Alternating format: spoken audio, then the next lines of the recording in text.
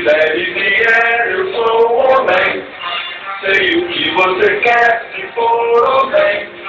Pode então me chamar, porque eu vou fazer massagem, homem.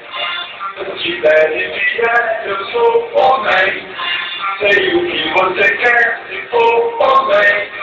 Pode então me chamar, porque eu vou fazer massagem.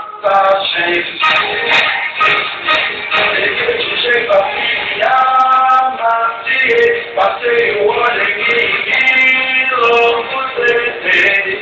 Se quiser com mais força ou com muito vigor, só pedir que eu faço amor. Então peguei assim, amaciei, você chamou por mim de enlouqueci.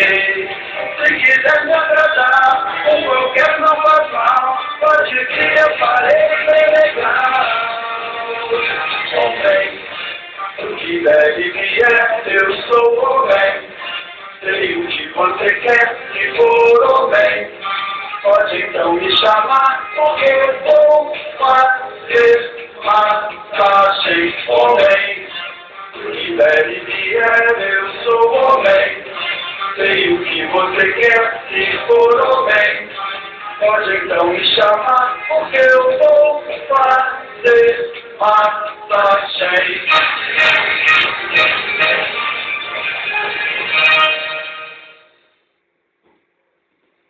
Pô, mas quem diria? Esse cara novamente, cara, fez tribo-fute? É, e olha que eu rezo toda noite. Alô, você é pior do que espaço na encruzilhada. O que será que elas vão querer? Tá na cara, mané, elas vão querer se vingar. Aí, e a vingança vai ser daquela. Estamos ferrados, hein? Dessa vez não tem escavatória. Tem que arrumar um jeito de fazer que ela tem vista dessa ideia. Mas fazer o quê, mané? Não sei, cara, tem que pensar em alguma coisa.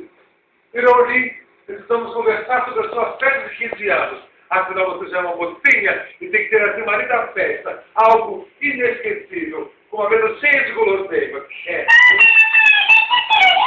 Vai ter tudo isso e muito mais, minha filha. É. Ah! Já estão aí os lindíssimos, produtor, né? Não tem que fazer, não. Imagine só. Eu, uma viúva ricaça e alemã, desprotegida nessa maravilhosa mansão. Presa fácil para sequestradores malvados. E vocês tomando a frente no meu jardim. Vocês não estão pagos para isso, hein? Que é isso, madame? Não é bem assim. Nós estamos justamente conversando sobre problemas técnicas de proteção, madame. É isso. A senhora tem que ter arrecado uma vez protegida de todo mundo. Sei!